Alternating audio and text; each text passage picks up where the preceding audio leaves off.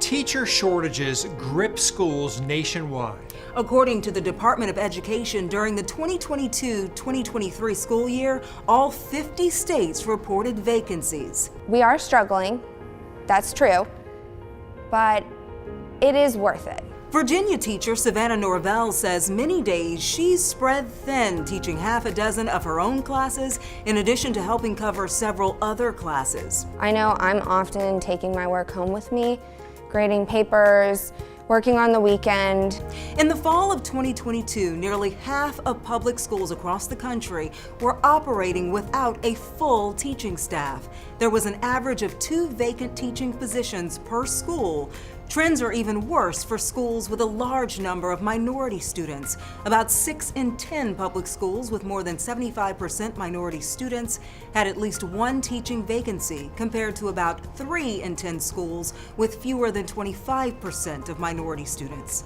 We do have that support, it's here, but we need more teachers. We need more people to join our team.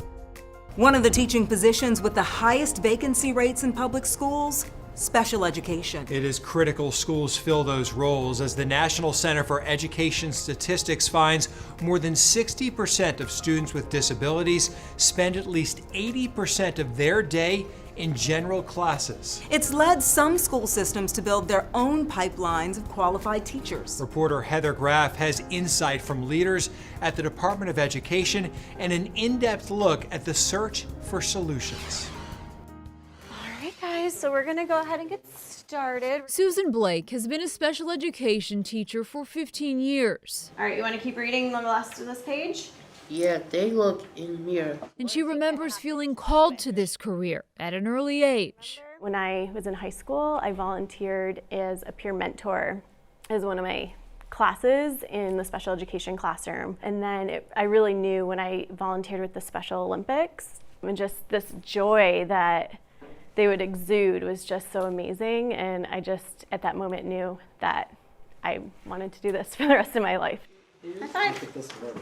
Put it in your backpack. Dedication that now gives Susan a unique perspective when it comes to staffing shortages. What do you think? Here in Alexandria, Virginia, and in other special education classrooms throughout the country. I think I am a little bit biased just because I am so passionate about what I do and working with the students that I teach. But I do understand and empathize with people who might shy away from becoming a special education teacher because it is a big responsibility and it is a big job. According to the National Center for Education Statistics, among schools reporting staff vacancies at the start of the 2022-2023 school year, 65% said they were understaffed in special education, surpassing every other subject area.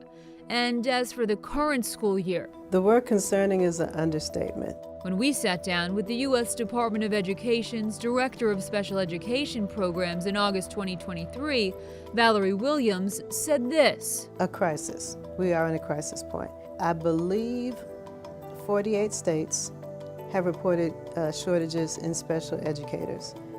Which is 98% of school districts across the country. She says it's important people understand that crisis actually predates the pandemic, but it's gotten worse.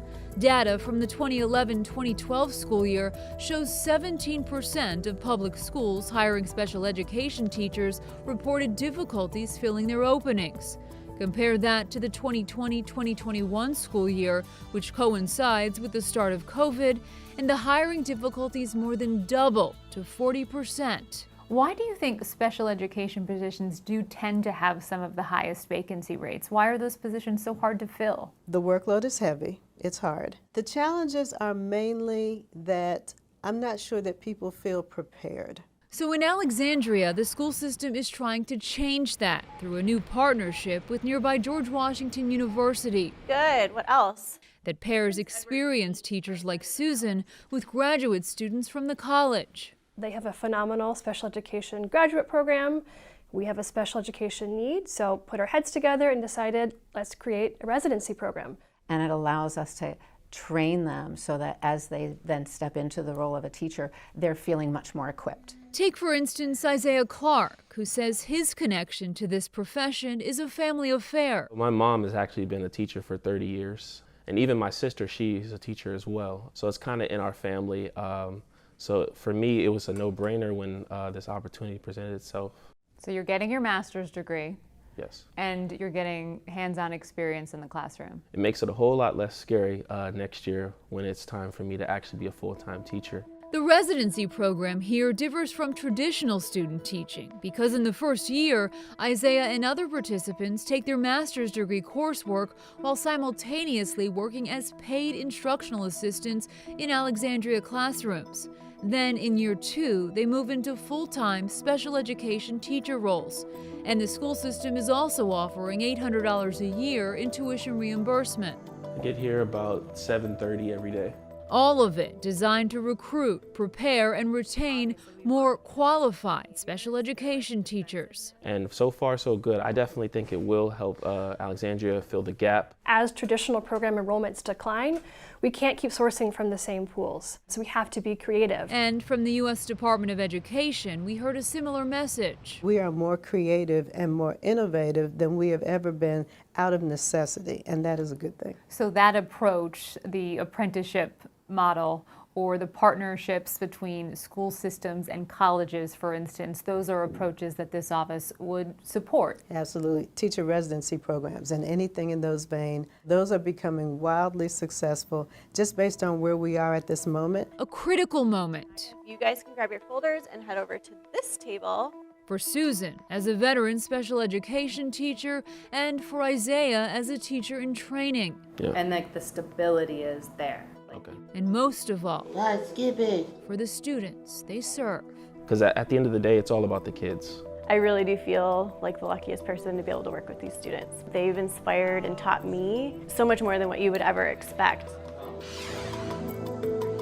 In July 2023, the U.S. Department of Education and Labor announced a joint effort and more than $90 million in funding to expand apprenticeship programs for teachers nationwide. Secretary of Education Miguel Cardona says those programs allow future teachers to earn while they learn and called them, quote, a key strategy in the plan to address educator shortages.